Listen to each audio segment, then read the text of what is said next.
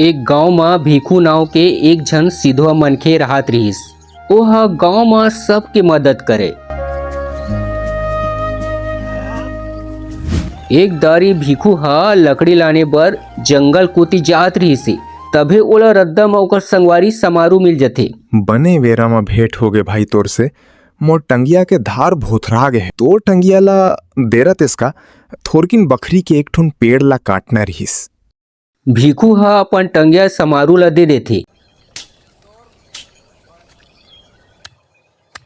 पेड़ ला काटत काटत टंगिया के बेंट ह टूट जथे।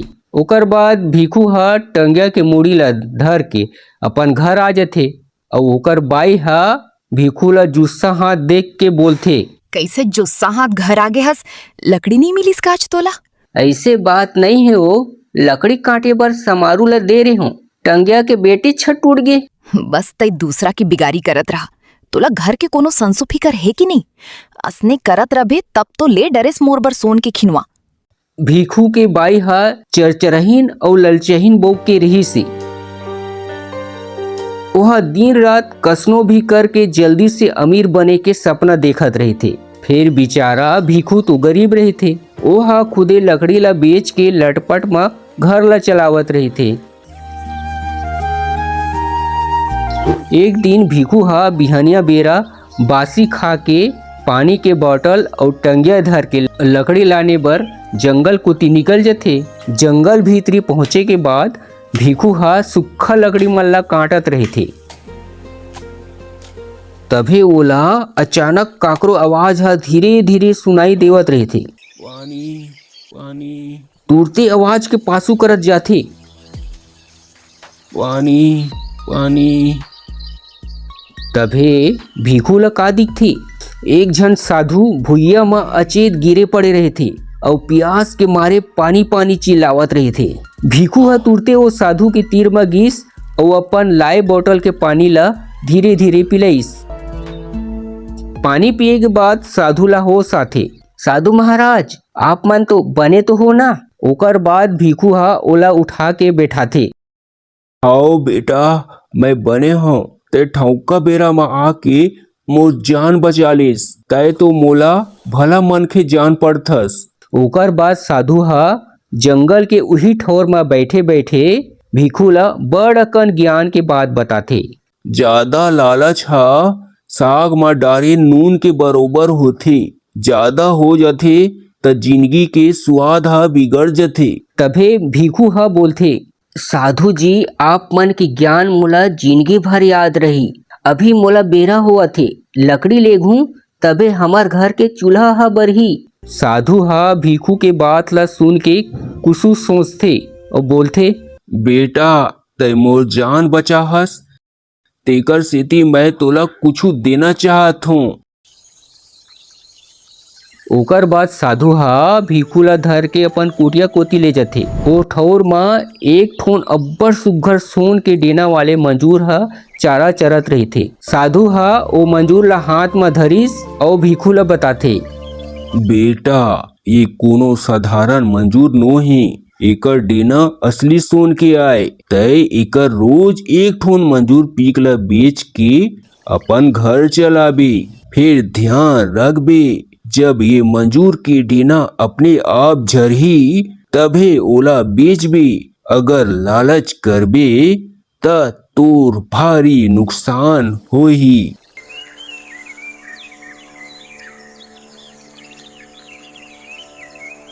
ओकर बाद भीखू हा साधु ला हाथ जोड़ के प्रणाम करथे और सोन के डेना वाले मंजूर ला धर के अपन घर ले जाथे और अपन बाई ला जंगल के पूरा किस्सा ला सुना देथे।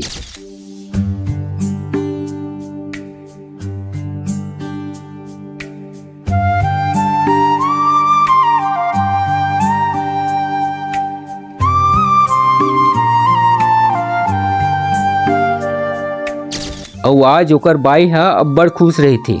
जिंदगी में पहली बार ते अच्छा काम करेस जी। भीखू अपन बाई ला चेतावत बोलथे, ये मंजूर हा जबे अपन सोन के पीक ला झर रही तभे ओला धरबे, जबरदस्ती झन उखानबे। हाउ कही के ओकर बाई हा अपन मुड़ी ला हला देथे।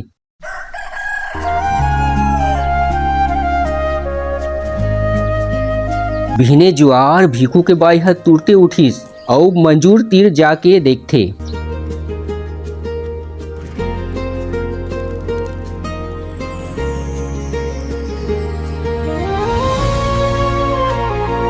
अब रोज मंजूर हा एक ठोन सोन के मंजूर पीक ला झर्राए और भीखू हा ओला बाजार में बेच के घर के जरूरत के जिनिस ला खरीद के लाने। अब तो दोनों जन की जिंदगी मस्त खुशी खुशी बीतत रही से।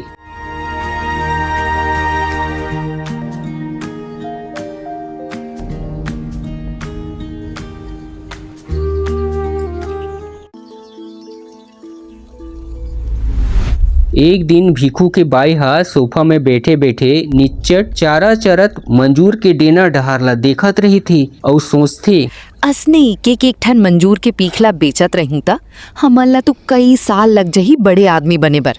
अगर एक संघरा है मंजूर के सफ्फा सोन के पंखला बेच देबो तब तो गांव भर ले अमीर आदमी बन जाबो। सोन चांदी के गहना पहिनबो, मोटर गाड़ी होही, लोगन मन देख के जलही। वतना बेरा भीखू हा घर में नहीं रहिस और घर में सुनना देख के पासू डहर ले वो मंजूर ला जोर से दबोच के धर लेथे और उकर डेना ले सोन के मंजूर पीक ला उखाने पर जैसे ही करथे वतकीच बेरा मंजूर हा गुस्सा होके बोलथे, ललचहीन डौकी, मोर सोन के पंखला बेच के तन जत्ती भी जिनिस सकेले हस वो सबो गायब हो जाए।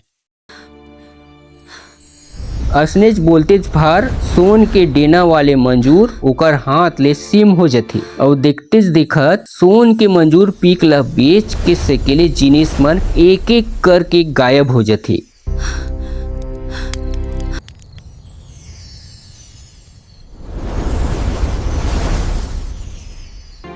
भीखू के बाई हाथ सीट ले हो जाथे और मुड़ी ला धर के चुचुआत बैठ जाथे। जिहाँ मनखे के लालच ह बाढ़ जाथे उहाँ खुशी हा सगा बरोबर आके चल देथे।